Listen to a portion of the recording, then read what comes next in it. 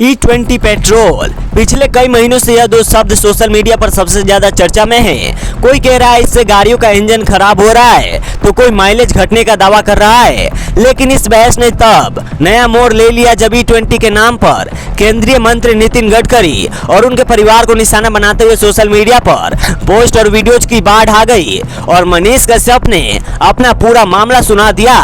जब E20 के नाम पर केंद्रीय मंत्री नितिन गडकरी और उनके परिवार को निशाना बनाते हुए सोशल मीडिया पर पोस्ट और वीडियोज की बाढ़ आ गई, अब इस पूरे मामले पर बॉम्बे हाईकोर्ट ने सख्त रुख अपनाया है। कोर्ट ने फेसबुक, इंस्टाग्राम, एक्स और दूसरे ऑनलाइन प्लेटफॉर्म्स को साफ आदेश दिया है कि गडकरी और उनके परिवार के खिलाफ मौजूद सभी आपत्तिजनक पोस्ट हटाए जाए। इतना ही नहीं, जिन लोगों ने यह पोस्ट डाली है उनकी जानकारी भी कोर्ट को देनी होगी। मामला शुरू हुआ केंद्रीय सड़क परिवहन और राजमार्ग मंत्री नितिन गडकरी की एक याचिका से। 27 जुलाई को गडकरी ने मुंबई हाईकोर्ट का दरवाजा खटखटाया। उनका कहना था कि सोशल मीडिया पर E20 पेट्रोल और एथेनॉल नीति को लेकर उनके और उनके परिवार के खिलाफ झूठे और बेहद आपत्तिजनक पोस्ट फैलाए जा रहे हैं। इन पोस्ट का मकसद उनकी छवि खराब करना है। कोर्ट में इस मामले की सुनवाई जस्टिस आरिफ डॉक्टर की सिंगल बेंच ने की। सुनवाई के दौरान मेटा यानी फेसबुक और इंस्टाग्राम, एक्स, स्कॉर्प और गूगल की तरफ से वकील भी कोर्ट में मौजूद थे।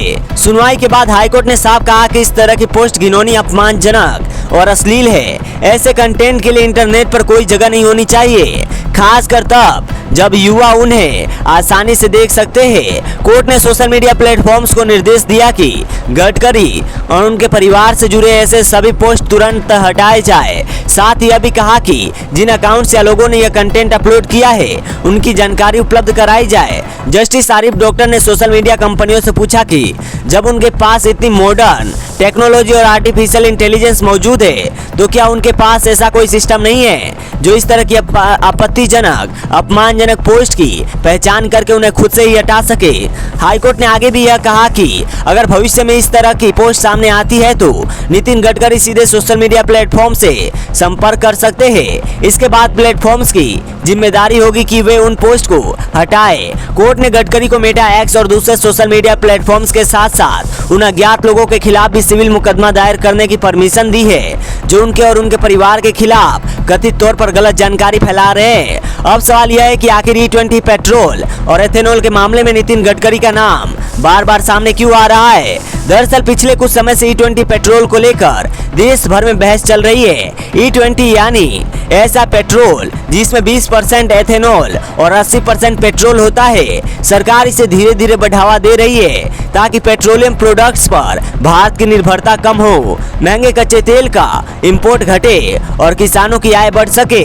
लेकिन दूसरी तरफ सोशल मीडिया पर कई दावे किए जाने लगे हैं। कुछ लोगों ने कहा कि E20 पेट्रोल से गाड़ियों का माइलेज कम हो रहा है, इंजन पर असर पड़ रहा है और कुछ गाड़ियों को नुकसान भी हो रहा है। इन्हीं दावों के साथ नितिन गडकरी का नाम जोड़कर कई पोस्ट और वीडियो वायरल किए गए। इन पोस्ट में सिर्फ E20 नीति के अलावा गडकरी और उनके परिवार को भी निशाना बनाया गया। यही वजह रही है कि मामला सीधे हाई कोर्ट तक पहुंच गया।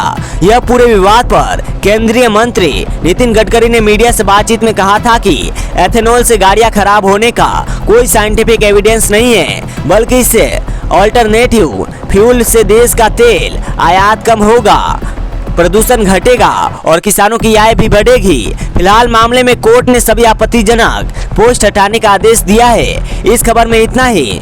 कैसा लगा आपको यह अपडेट? ऐसे ही वीडियोस देखने के लिए हमारे चैनल डिजिटली टॉक्स इंडिया को सब्सक्राइब कर लीजिए। जय हिंद, जय भारत।